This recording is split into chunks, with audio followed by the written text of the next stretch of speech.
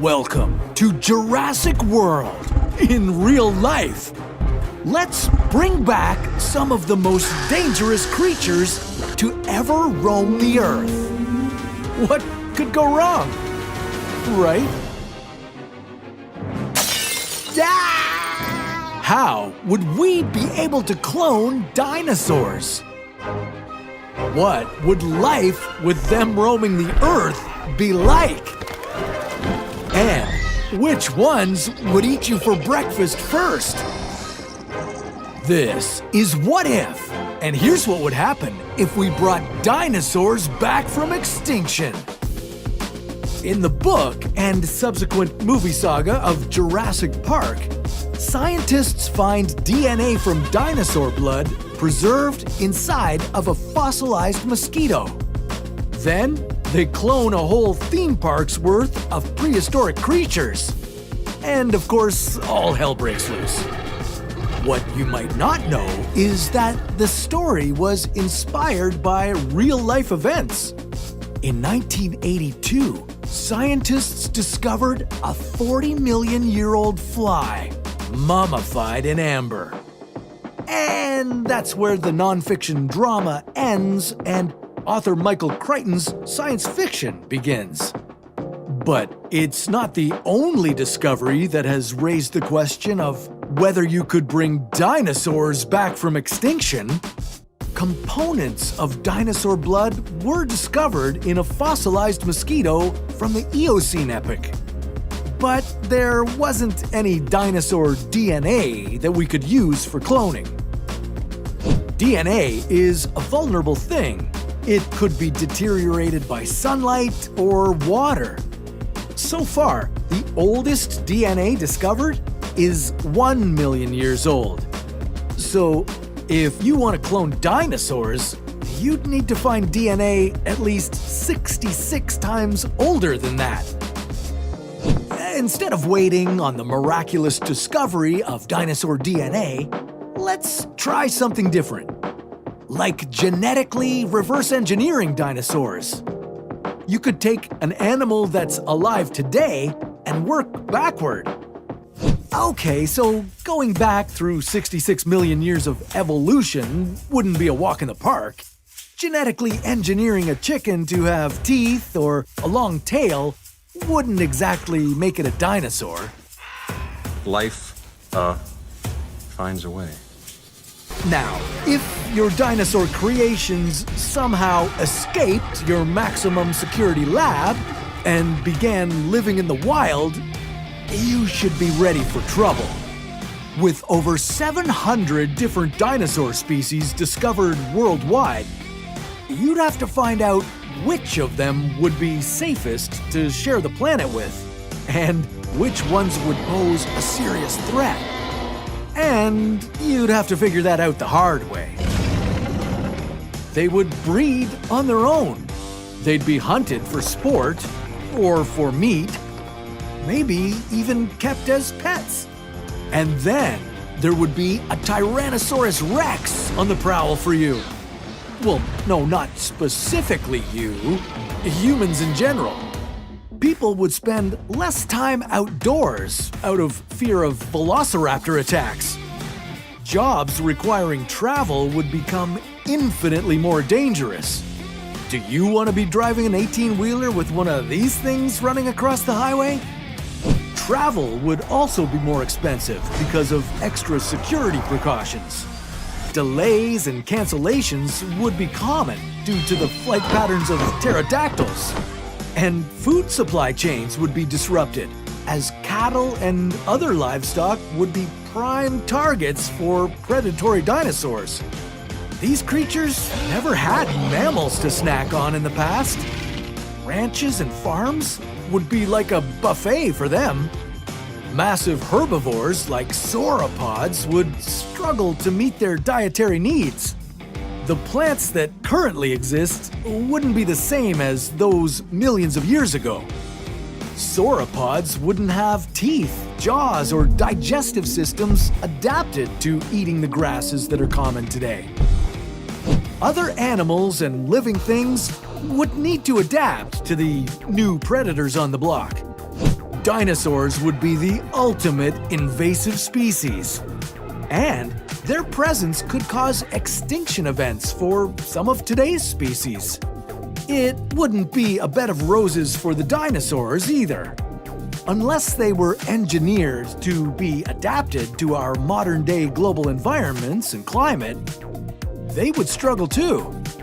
During the Cretaceous period, the atmosphere had 14% more oxygen than ours does today. For dinosaurs, it would feel like they were suddenly living at a Mount Everest base camp. If you could bring dinosaurs back, you'd be facing a major ethical dilemma. Mother Nature wiped them out. Reintroducing them for pure entertainment would be a hard case to win against scientists pushing for further conservation efforts, especially if you're planning to open your very own Jurassic Park.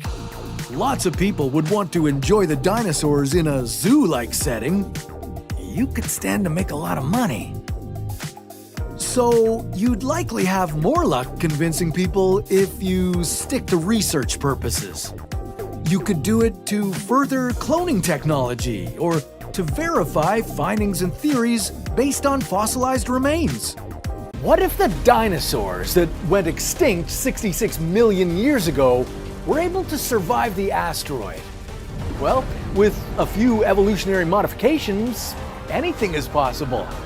Today, we're going to modify the dinosaurs that went extinct, giving them all new traits in order to survive.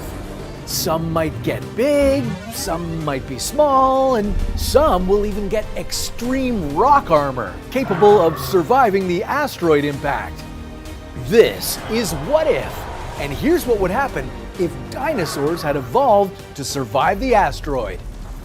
Okay, first, let's revisit the mass extinction event that got us here in the first place, because clues to dinosaurs' survival lie at the scene of the crime. Why is that? Well, because we know some animals survived. While 75% of all species on Earth were wiped out, 25% found a way. What special superpower did each survivor have? Was it their bodies? Was it what they ate or how they lived? And keep in mind, it wasn't just the initial impact that did all the damage. There was a second extinction event right after. This killer asteroid starts as a small dot in the sky, but before you know it, a massive rock has struck Earth, creating a huge crater. The enormous force from the asteroid created a tremendous amount of heat. It was like billions of nuclear bombs exploding. The heat raised the temperature of the land, and it caused the rocks underneath the Earth to melt, tossing tiny molten particles into the air. These rained back down as hot, deadly shards. A massive impact, a super hot Earth, and molten rock rain. Well, that's the first killer. And then, for those that somehow survived this, there was a second horror on the way. The massive cloud of ash that enveloped the Earth blocked out the sun, causing an impact winter. This lasted anywhere from 2 to 10 years. No sunlight or food for many of the creatures on Earth. This would have been a nightmare to get through, but some animals did manage to survive. Shrews, turtles, crocodiles, and some other creatures were able to get through both of these extinction events. So, if we applied some of their survival traits to the dinosaurs, would the dinosaurs be able to avoid getting wiped out? Okay, it's time to do a little gene splicing. Let's take a look at our favorite dinosaurs and see how they might have evolved to survive the asteroid. From T-Rex to Tiny Rex. Okay, let's start with my favorite, the Tyrannosaurus Rex. Weighing in at 7,000 kilograms, the T-Rex had a pretty difficult time surviving the asteroid. As terrestrial creatures, many T-Rexes would have died in the original heat pulse that radiated through Earth. Either that, or they would have been shredded by the rain of molten rock coming down from the sky. Well, not this time. We're going to help the T-Rex survive. We'll take some lessons from the Morgan eucodon, a small mammal that lived in burrows and scurried around underfoot during the age of dinosaurs. We'll give our T-Rex some really thick armor all over its body to combat the hail of shards. And those puny arms? Well, let's beef them up a bit by increasing their length and size, as well as giving them some bigger claws. This would allow them to dig burrows for extra protection. Will this be enough? Well, let's see what happens when the asteroid strikes again. Our modified T-Rex looks to be doing great. The heavy armor is protecting him from the shards, and he's running into his burrow for shelters. He's 12 meters long, so this burrow is a bit on the big side, but so far so good. Okay, now that the initial impact is over, a heat wave is happening. Widespread fires are raging across Earth. Our T-Rex, though, is still comfortable, hiding in his burrow, waiting for the fires to end. Now, although the T-Rex had a high energy requirement and had to eat relatively frequently, he should be able to survive a bit of starvation for now. I mean, a hungry stomach beats going extinct, right? After the initial devastation subsides, our T-Rex emerges from his burrow, only to find that Earth is now 6 degrees colder and much darker. This means finding food is going to be a huge issue. At first, our T-Rex could scavenge some asteroid kill, but with most other large land creatures now gone, how would this enormous carnivore survive? Well, it's going to be virtually impossible without food. That is, unless we give our T-Rex one more modification. Unfortunately, it'll change almost everything we know about this dominant dino. Let me explain. Almost every creature that survived the impact winter had this one common feature. They were on the smaller side. In fact, of the mammals that survived, the largest one was no bigger than a rat. So, sorry Rexy, but we're gonna have to shrink you down from a size 16 to a size 0. Okay, now you're tiny Rex. And oh, one more thing, we're also going to modify your diet drastically. You're going to be an insectivore. Since there are no large herbivores to eat, you'll have to settle for feeding off the swampy carcasses of insects. Oh, how the mighty have fallen. But at least he should survive. Let's see what happens when the asteroid strikes again. Okay, Tiny Rex runs into its burrow like before and stays there for a while. It's now safe to come out. For a while, he's able to sustain himself on the remains of dead animals. And after that, well, there are swarms of insects hovering over the decaying vegetation everywhere. That's what our Tiny Rex eats. And he survives long enough to pass his genes on to the next generation, giving rise to a new generation of armored, burrowing insectivores. Tiny Rexes. Honestly, they're pretty cute. Toothless Velociraptor.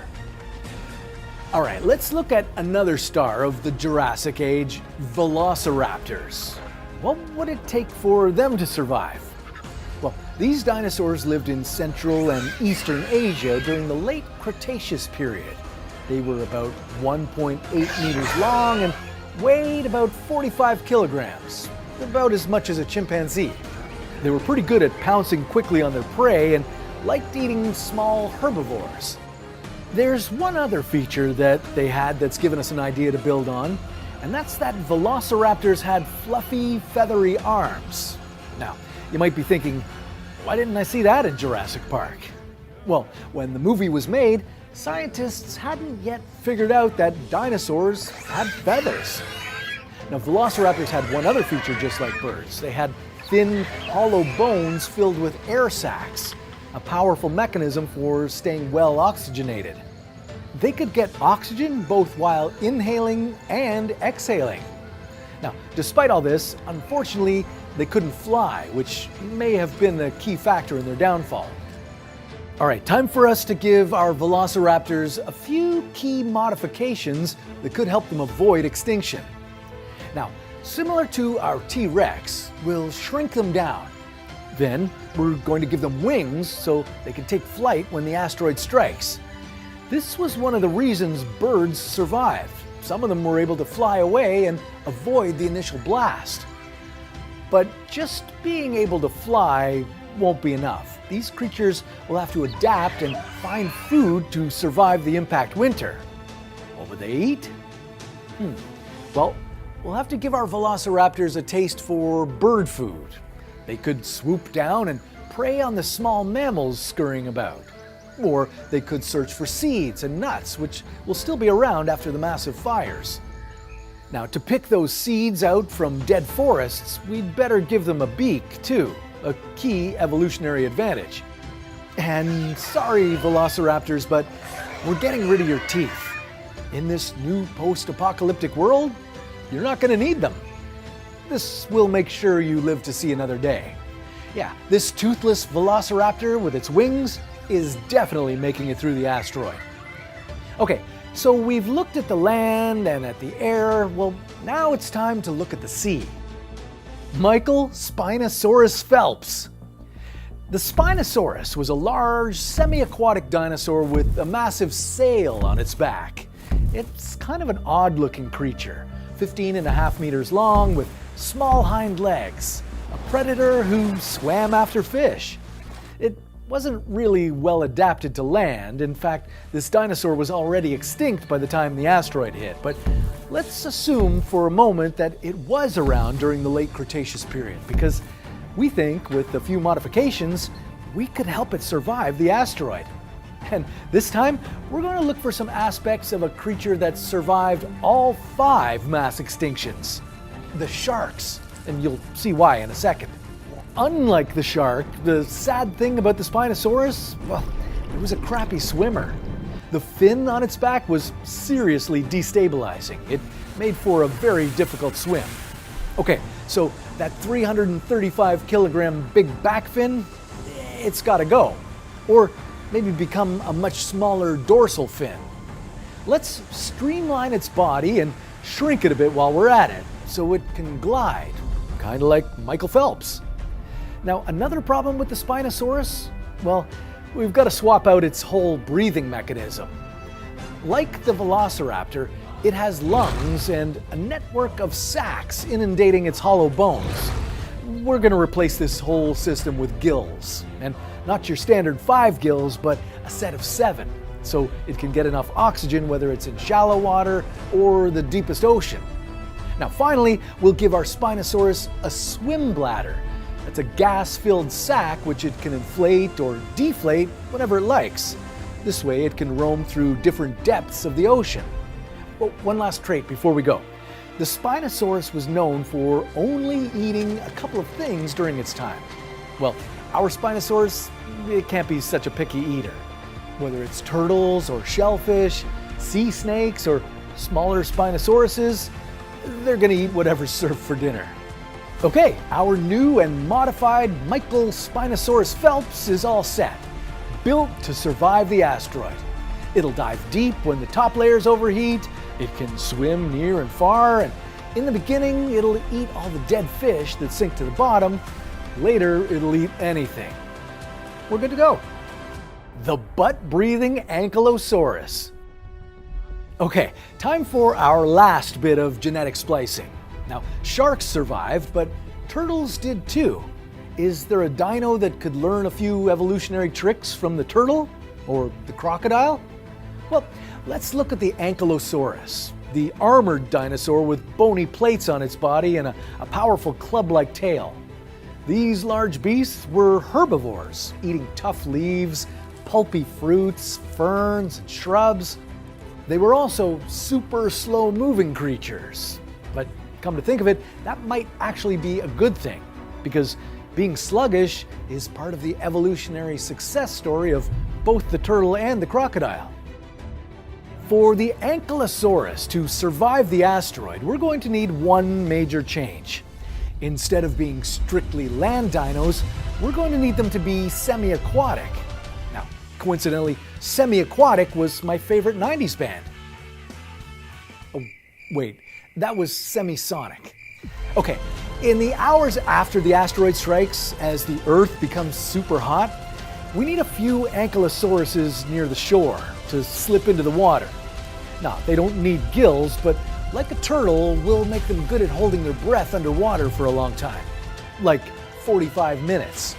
This will get them through the first phase, when Earth is scalding hot. Now, given that any kind of food is going to be a problem for a while after the impact, our Ankylosaurus already has the evolutionary trait that's going to help it survive. Yeah, its sluggishness is just what we need right now.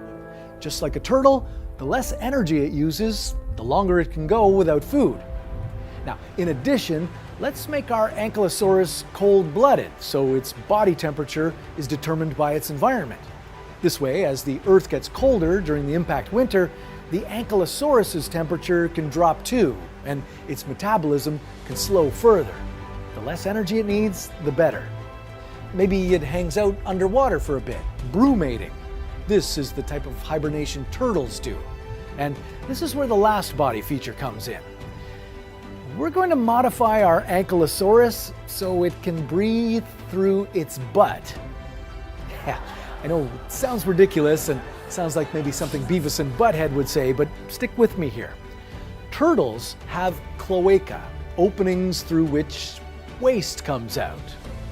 You know, they're rich in blood vessels, so they double up as a way to get oxygen when the turtle is underwater. Brumating. There you have it. A new generation of butt-breathing ankylosauruses, which are semi-aquatic. They're also sluggish, cold-blooded, and can retreat underwater to brumate. This is all happening as they're protected by their bony plates. Maybe they'll curl their tail under their armor for protection when they sleep. So, now that these dinosaurs managed to avoid extinction, what does the future of Earth and mammals look like? Well, what was formerly known as the T-Rex is now equivalent to a small reptile, one that feeds on insects to survive. Not scary. Our toothless velociraptors continued to evolve, along with birds, and in the ocean, Michael Spinosaurus Phelps could evolve into a powerful fish, competing with big sharks and whales. The new butt-breathing Anky, well, it doesn't scare anyone either. Think of it as a new kind of elephant-like creature, docile and relatively harmless. Hundreds of thousands of years later, the dinosaurs that survived, along with the mammals entering the scene, would continue to evolve side by side. By wiping out the larger creatures and shrinking the T-Rex, the mammals and dinosaurs of the time would be on a more even footing. But Tiny Rex lacks one important thing: a big brain. Aww. Other small mammals at the time, like rats and squirrels, would be significantly smarter than Tiny Rex. They'd also have better senses, ones that could allow them to get around in the dark better. So there is a possibility that the Tiny Rex would go extinct due to the stiff competition at the time. But let's assume they're able to still evolve. Similar to our own timeline, future generations of mammals would have evolved into intelligent apes. Tiny Rex might have become middleweight Rex by this point, like maybe elephant or hippo-sized. But there's a good chance that the smart apes would escape from middleweight Rex just by living high up in the trees. Then we'd get to humans, eventually giving rise to humans. Now, in the early years, humans would hide from heavyweight Rex, but over time we'd invent weapons and begin to hunt them. Now, would our re-engineered dinosaurs ever grow to be as large as they were in the Cretaceous period? Give them another 100 million years and they just might. Unless we humans make them all extinct. Over 300 million years ago, before the age of giant dinosaurs, Earth was covered with giant insects. Imagine a world where dragonflies are the size of crows and millipedes are as long as cars. Welcome to the Carboniferous period. Why were insects so enormous during this time? What did oxygen have to do with it? And why did these insects go extinct? This is What If, And here's what the Earth looked like in the age of giant insects. The Carboniferous period was one of the most transformational periods in the history of Earth. The planet's land masses were beginning to form the supercontinent of Pangaea. Extensive swamps and warm, humid forests dominated the landscape. And giant insects weren't the only huge creatures roaming the planet. There was also a vast array of marine life, like early forms of sharks and a giant amphibian that would reach up to 6 feet long. Now, enough talking. Let's travel back in time, 300 million years ago, and dive into the Carboniferous age. Now, the first thing you'd probably notice would be the giant insect-like creatures. One of the most iconic was the Megalodon. This insect resembled a modern-day dragonfly, except with a major twist. It had a wingspan of up to 75 centimeters. Yeah, scarier than that though, it was carnivorous, hunting down other insects and small amphibians. Hopefully it doesn't come for you. So that thing is in the sky, but on land, you'll have the Arthropleura. This millipede-like creature could grow up to 2.5 meters long. Luckily, it wouldn't go after you. It preferred munching on decomposing vegetation. Hey, before we talk more about these giant insects, there's another giant issue we need to worry about, and that's our planet's ecosystems and how important it is to help them. Stick around till the end of this video to check out an inspiring project from the folks over at Planet Wild. Another creepy-looking insect was the Pulmonoscorpius. This was a giant scorpion that mostly roamed the swampier areas of Earth.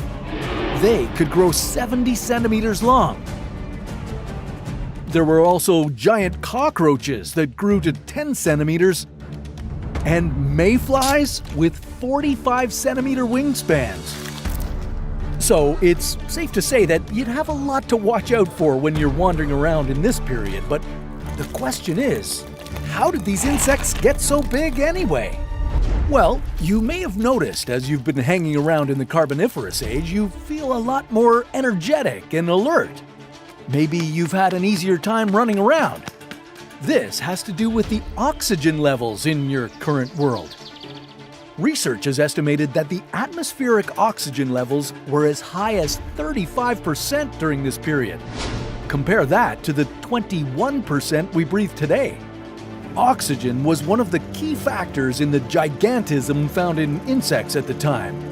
But why would this make them so giant? Insects breathe differently from other creatures. Insects don't have a circulatory system to transport oxygen. Instead, it gets delivered directly to their tissues through a network of tiny tubes called the trachea.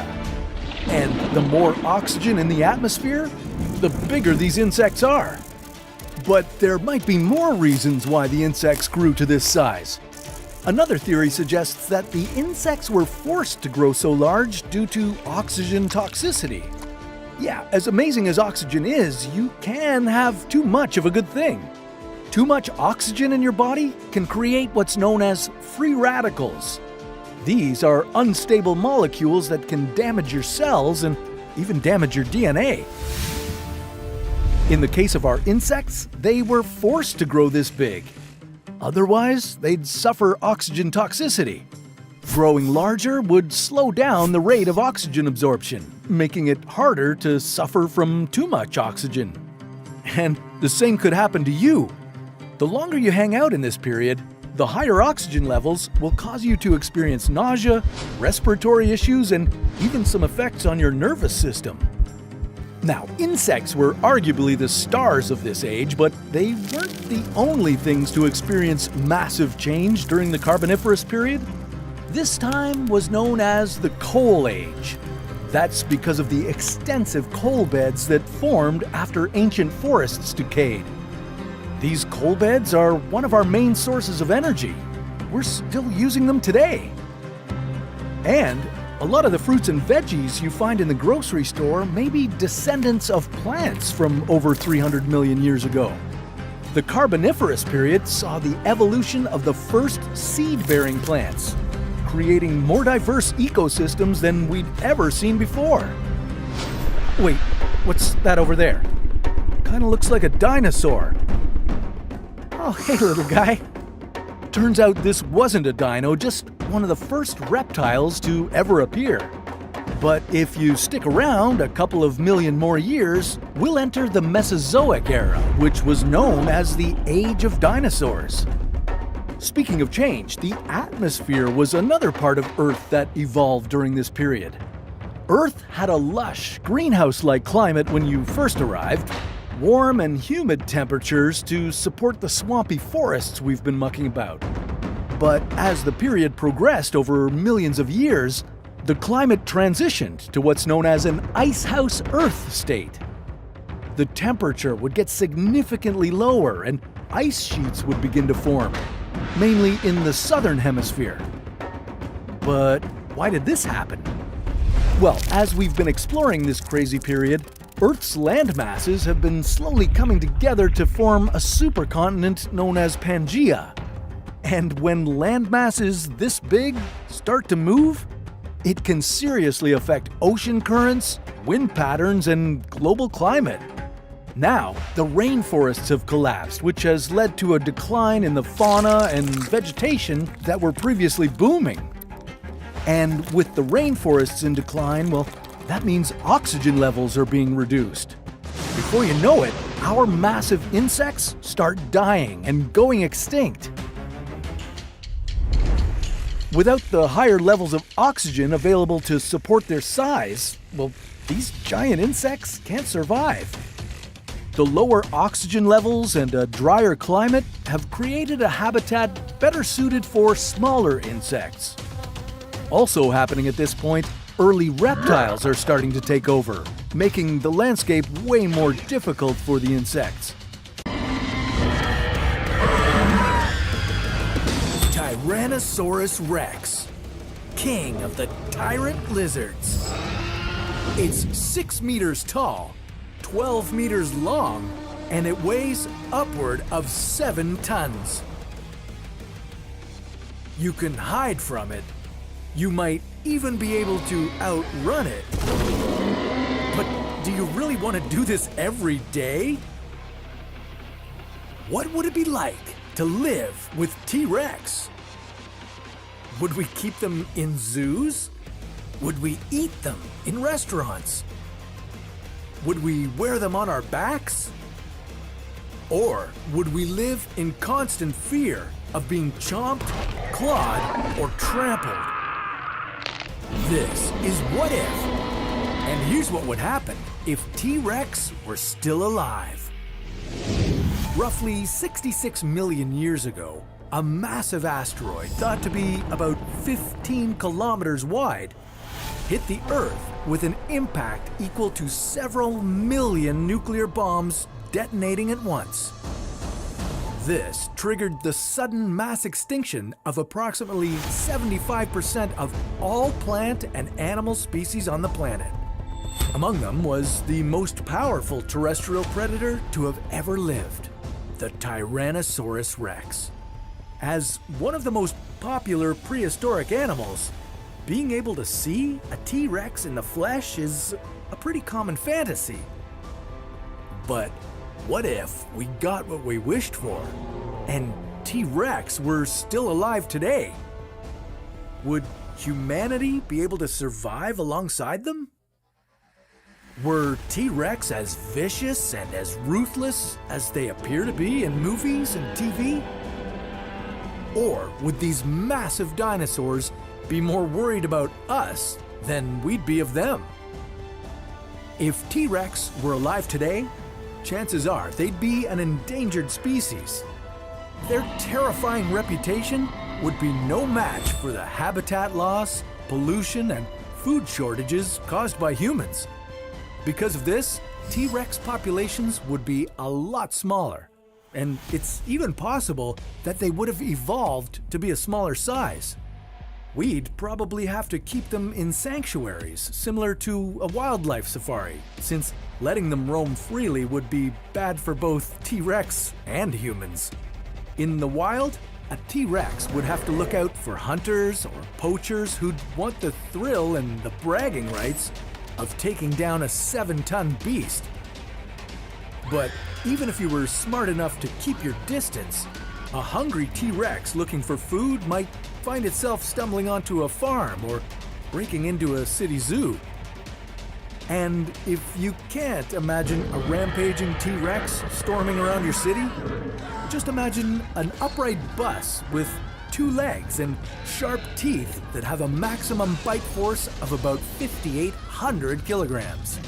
But it's not like T-Rex would always be out hunting humans. Scientific evidence suggests that T-Rex might have been more like scavengers than predators. Unlike most predators that tend to have super sharp vision, a T-Rex's eyes were small and weak. This dinosaur also had unusually small arms compared to the rest of their body, which wouldn't have been very effective for fighting prey. However, T-Rex did have unusually large olfactory lobes as part of their brains, which scientists think would have been helpful for smelling rotting carcasses from far away. But that same powerful sense of smell might also draw T-Rex to country ranches or urban meat factories, which would almost certainly end in disaster.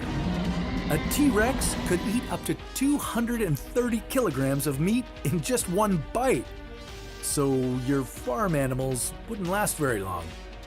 And if you wanted to defend them, or simply prevent your house from being crushed, you wouldn't be able to take on a T-Rex without a gun.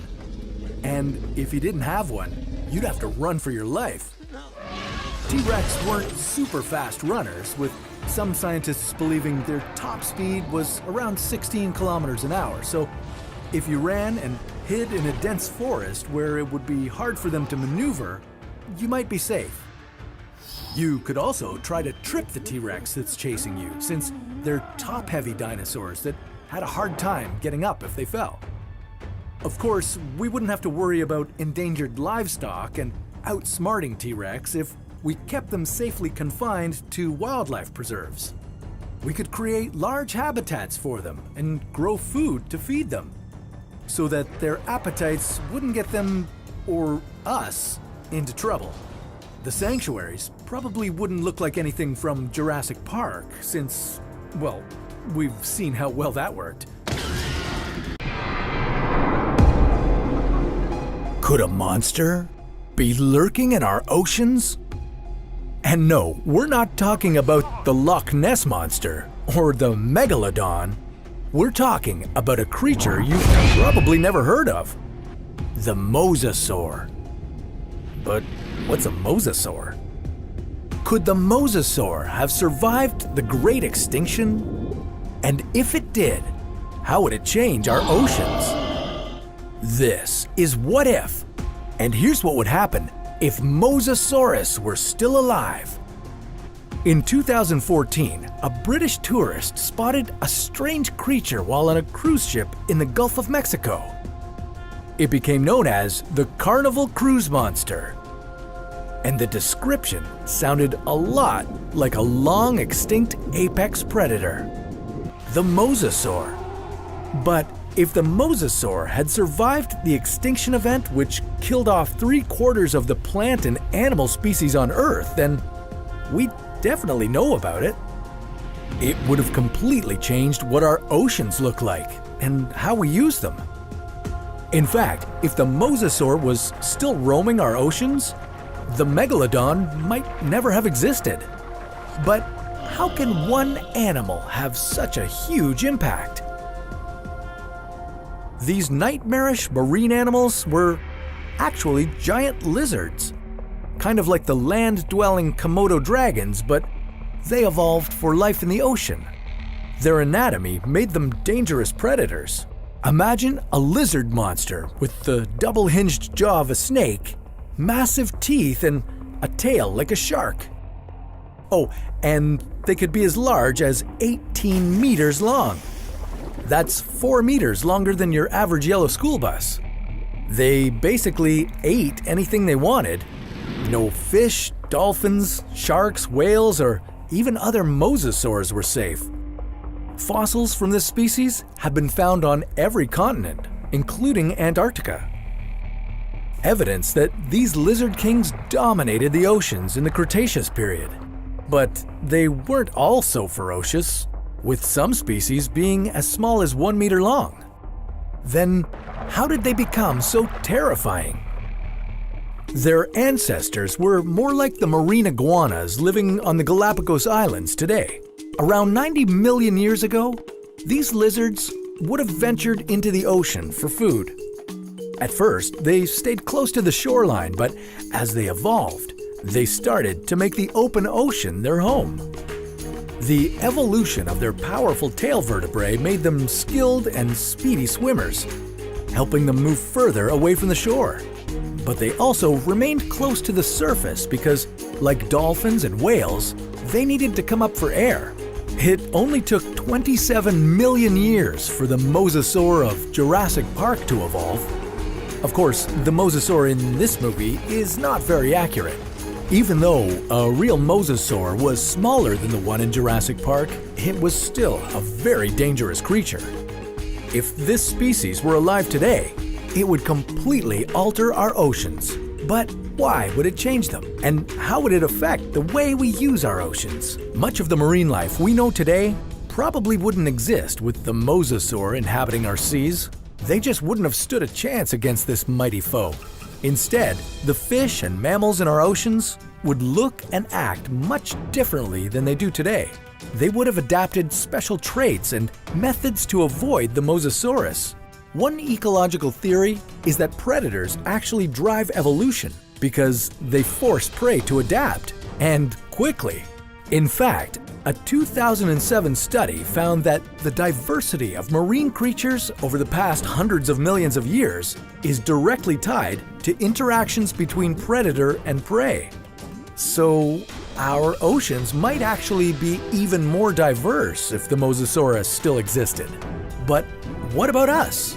Well, this giant lizard would make the oceans a much more dangerous place for humans.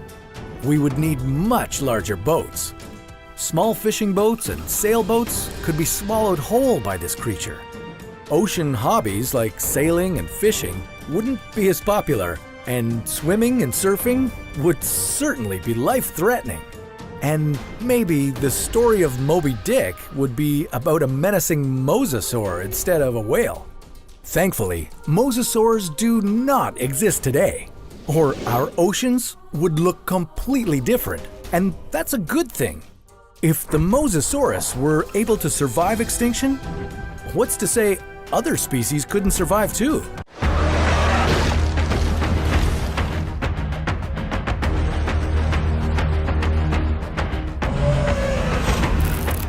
With the world's population growing every year, we need to find ways to produce more food. So, if we could bring dinosaurs back from the dead, would you eat them? How can we bring dinosaurs back from extinction?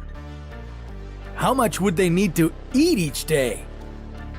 And which dinosaur would be the most delicious? We're sparing no expense. Things are becoming Jurassic.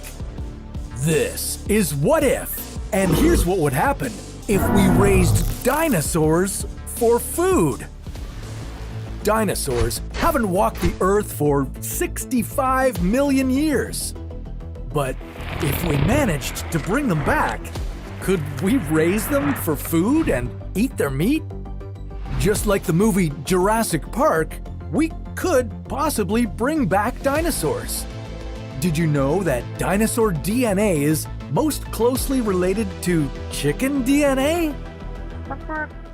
But unlike in the movies, it wouldn't be easy to bring dinos back.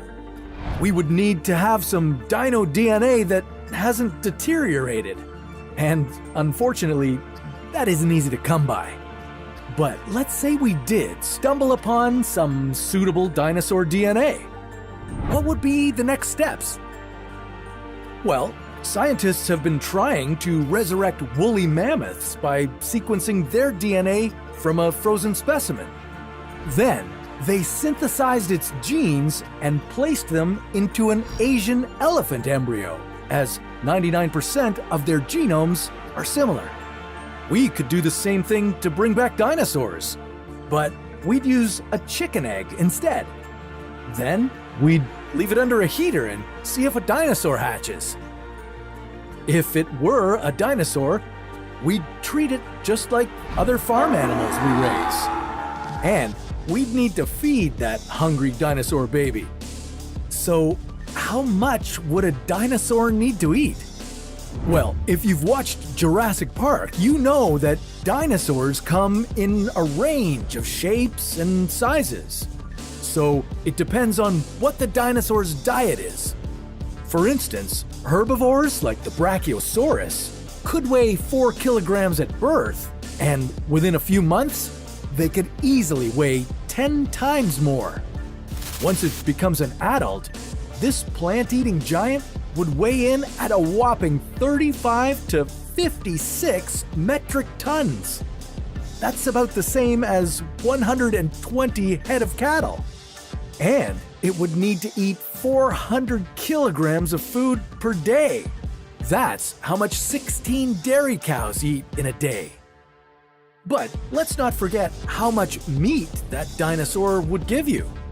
You'd have quite a feast. And speaking of meat, which dinosaur do you think would taste best? Well, it's hard to know because no one alive today has ever tried dinosaur meat. But if we compare it to the meats we enjoy, the most delicious tend to be from herbivores, the plant-eating animals, like our Brachiosaurus. Something like the infamous T-Rex might taste a little different. We know that dinosaurs are distant relatives of birds, and fast-moving dinosaurs would mainly consist of white meat, so a T-Rex might taste like an ostrich. Maybe you'd prefer to eat seafood. Well, in that case, you might want to try eating dinosaurs that had marine diets. They might have a fishier flavor. And here's one thing you probably hadn't even thought of. Recent studies have shown that dinosaurs, like T-Rex, had feathers. So if we did raise them for food, imagine plucking a dinosaur that big. One Tyrannosaur fossil had feathers that measured an incredible 1 meter long. So it would be a little different than plucking a chicken. But before we get too carried away, we'd better say that bringing back dinosaurs is not very likely. And if we were to do it, there would be other consequences, and maybe some that we couldn't handle. Just like in Jurassic Park, things could get out of hand pretty quickly. But if you think about it, we're already eating dinosaurs. Or at least their very distant relative, the chicken. They might be smaller, but they sure taste good. It's the matchup you've been waiting for. The clash between some of the biggest titans that ever roamed the earth. Today, we're going back in time to see two terrifying predators.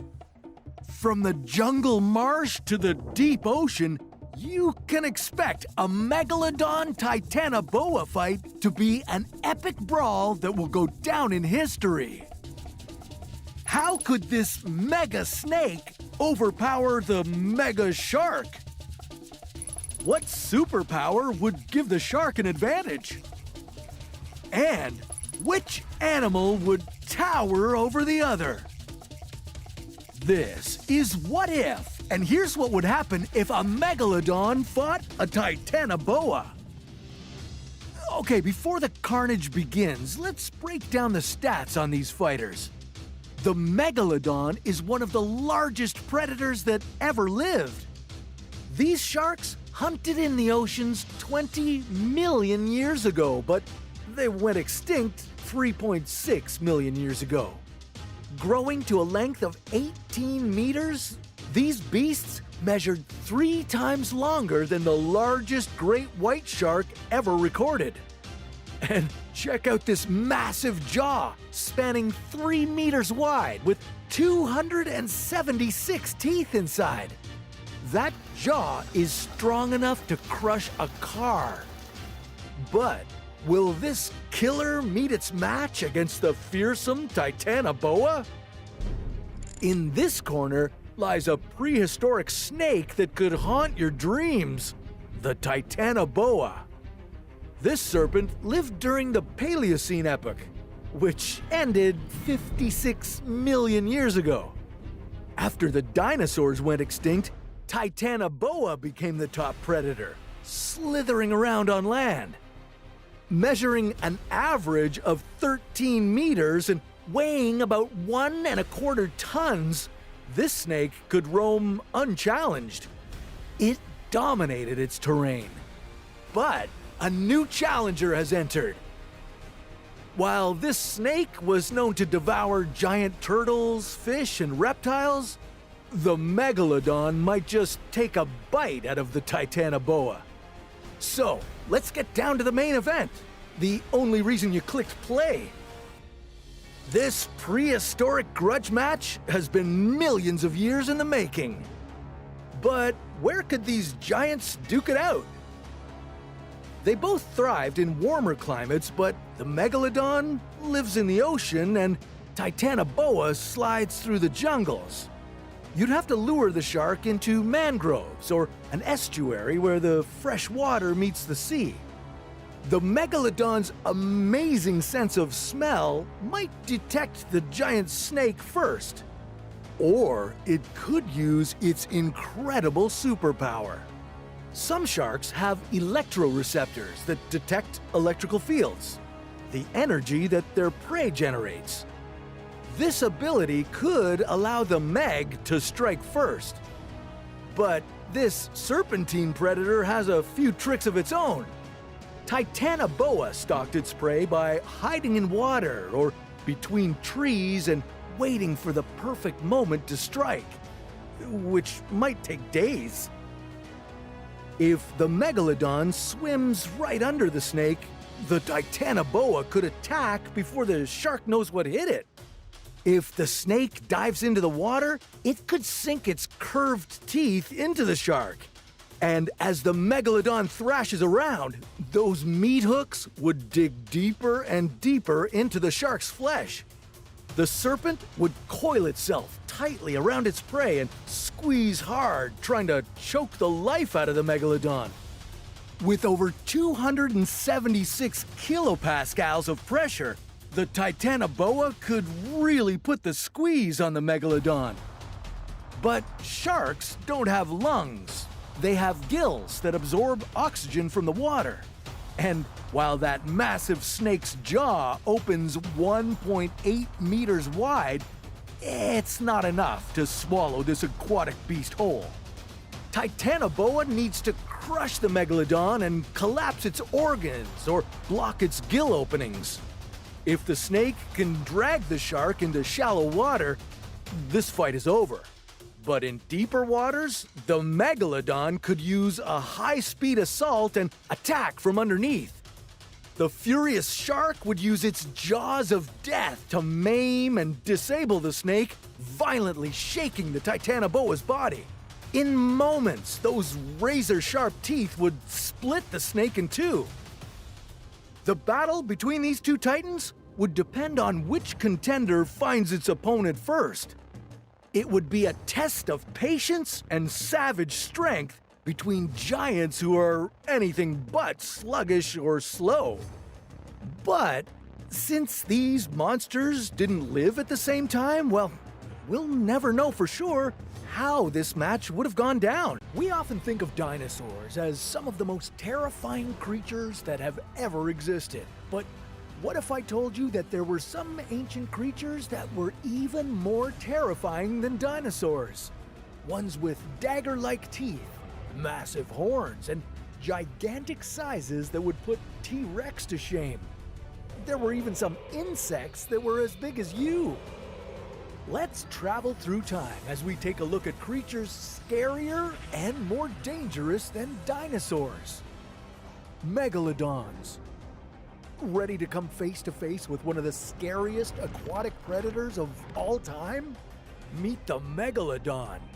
The name of this prehistoric shark literally means big tooth, so you can count on the fact that these were some of the most terrifying animals ever to exist, especially during their time on Earth, between 3.6 to 23 million years ago.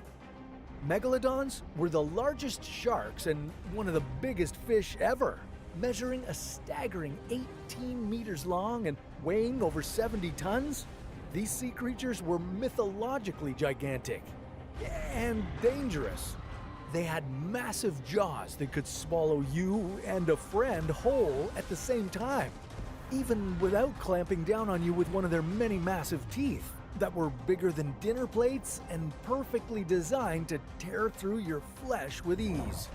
Megalodons ate whales, dolphins, and possibly other sharks. And if we put them up against the scariest dinosaurs of all time, they'd certainly be a contender for the most apex of all apex predators. Woolly mammoths.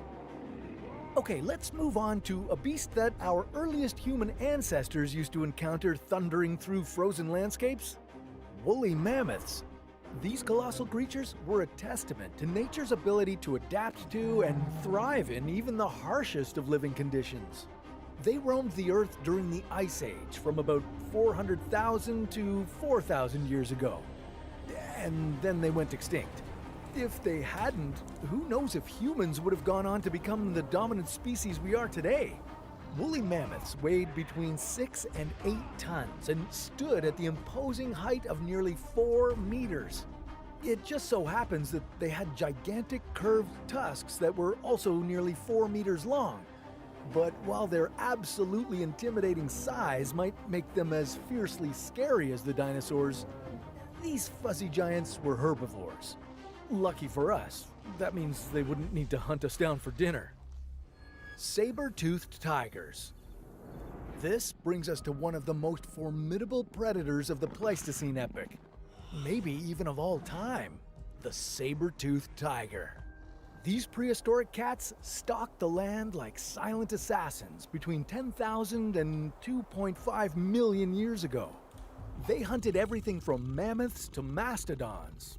And yes, it's possible that an ancient relative of yours might have had a close encounter with one of the beasts.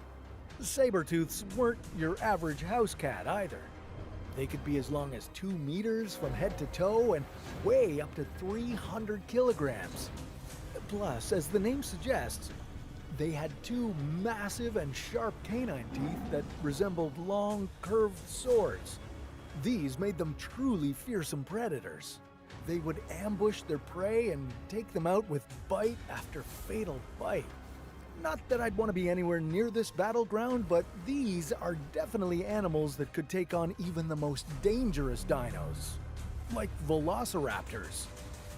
Early primates. Okay, this one might not send the same shiver down your spine, but if you look further back into our own gene pool, there are some intimidating specimens. Like this ancestor of ours. Look no further than the early primate known as Dinopithecus. These baboon-like primates lived between 500,000 to 2.5 million years ago.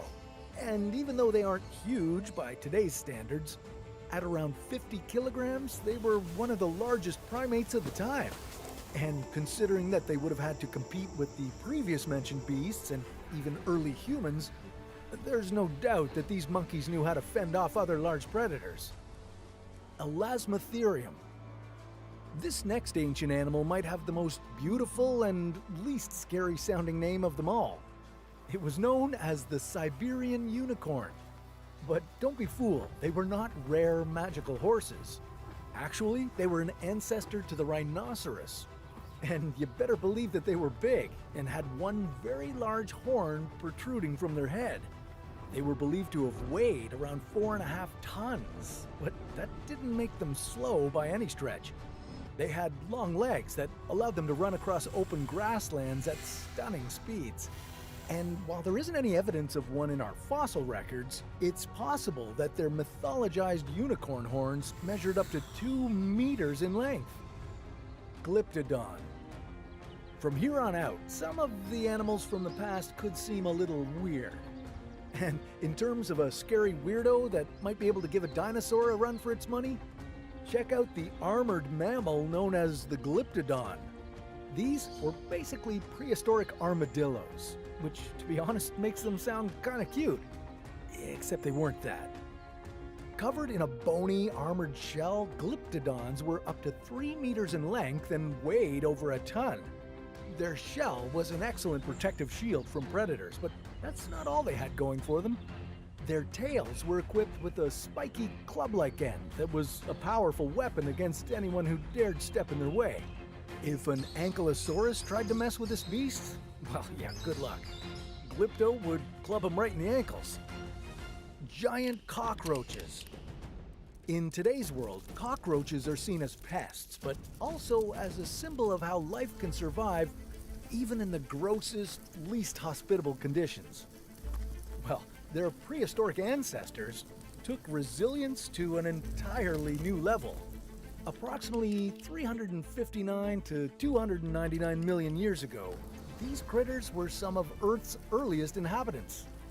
And okay, compared to some of the other creatures on this list, they weren't huge, but at lengths of up to 9 centimeters, they were large for their time and bigger than any roach you'd want to find in your kitchen.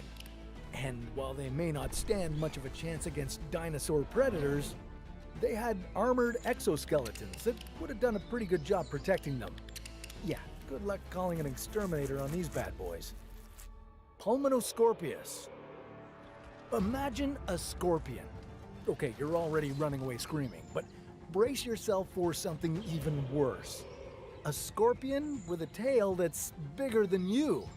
Yeah, that's the nightmare reality of the Pulmonoscorpius. Using this gigantic tail, they could deliver a deadly venomous sting. Not to mention they could attack and grab enemies with their imposing pincers.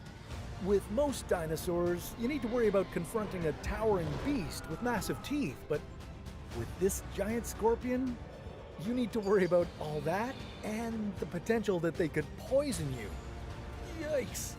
Any creature that coexisted with them about 300 million years ago would have been best to steer clear of these killer scorpions.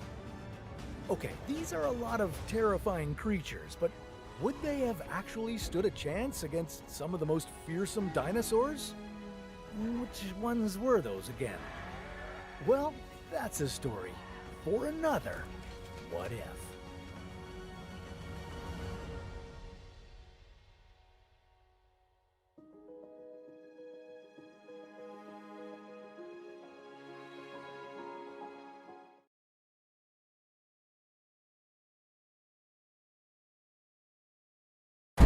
Welcome to Jurassic World in real life. Let's bring back some of the most dangerous creatures to ever roam the Earth. What could go wrong? Right? How would we be able to clone dinosaurs?